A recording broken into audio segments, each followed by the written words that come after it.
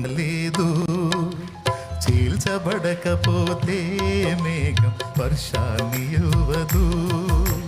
కాల్చబడకపోతే స్వర్ణం విలువ పొందలేదు.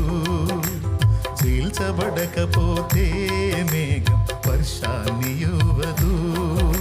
దున్నబడకపోతే భూమి పంటనివ్వలేదు. చెక్కబడకపోతే శిల్పం కాదు. శ్రమల కొలిమిలు కాలకపోతే యేసు రూపు రాదు. నువ్వు శ్రమల కొలిమిలు కాలకపోతే యేసు రూపు రాదు. నమ్మునిస్తమా, ఇది సత్యం.